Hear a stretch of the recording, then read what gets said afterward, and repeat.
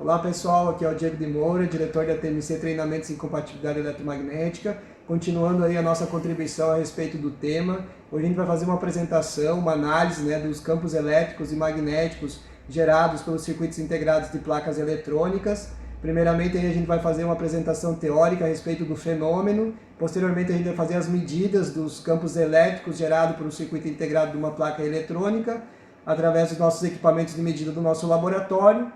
Então vamos lá aprender um pouco mais sobre esse tema. Então eu vou falar sobre a emissão de campos próximos em circuitos integrados, a emissão de campos elétricos e magnéticos. Então o que gera os campos elétricos e magnéticos nos circuitos integrados, Então em função aí da corrente que está se propagando nos circuitos integrados, esse looping de corrente, se tem a emissão dos campos magnéticos, em função aí da variação da tensão, da derivada da tensão no tempo, a gente tem a emissão dos campos elétricos. Então a emissão desses campos aí geralmente elas são geradas pelos sinais que estão se propagando no circuito integrado, que são sinais digitais, que tem um tempo de subida e descida e uma determinada frequência, e que esses sinais aí, fazendo a conversão do domínio do tempo a domínio da frequência, a gente vai perceber que eles geram harmônicas, possivelmente interferentes, que podem estar interferindo no circuito, nele mesmo, ou em outros circuitos próximos, Então, como se faz aí o mapeamento desses campos próximos em circuitos integrados, essas medidas? Então, geralmente a gente tem ponteiras de campo próximo, ponteiras de campos elétrico ou campo magnético, utilizadas juntamente aí com o amplificador de baixo ruído, o LNA, que é capaz de fazer a amplificação desse ruído para se ter uma melhor análise dessa emissão do circuito integrado, e se tem o analisador espectro, onde geralmente se faz análise aí da tensão induzida em dB microvolt.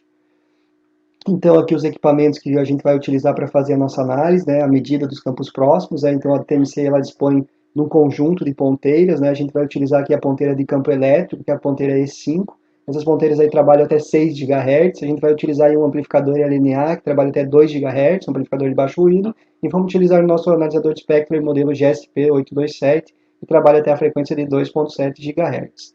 Então, nosso dispositivo sobre medida aí vai ser uma placa de circuito impresso, mais precisamente o circuito integrado ALC5640, que é um codec, aí, codificador e decodificador, que trabalha aí na frequência que tem um M-clock, um dos clocks que trabalha na frequência em torno de 12.3 MHz. Então, vamos agora apresentar as nossas medidas desse circuito integrado realizado no laboratório. Então esse é o nosso setup de medidas, que é constituído por uma ponteira de campo elétrico, uma ponteira de campo próximo do nosso conjunto de ponteiras, um amplificador de baixo ruído, LNA, e o analisador de espectro. Então a gente vai fazer aqui a medida do circuito integrado LC5640, do M-clock dele. Então, como a gente consegue observar lá no analisador de espectro, a gente vê o espectro do M-clock em torno de 12.38 MHz. Então a gente está fazendo uma análise aqui em dB microvolt. Posteriormente, para fazer o cálculo do campo elétrico, a gente tem que considerar o fator de antena. Essa é uma análise daí super importante na emissão de campos elétricos e magnéticos do circuito integrados, pois esse sinal, esse espectro, ele pode gerar harmônicas possivelmente interferentes, que podem interferir nos circuitos eletrônicos próximos e nele mesmo.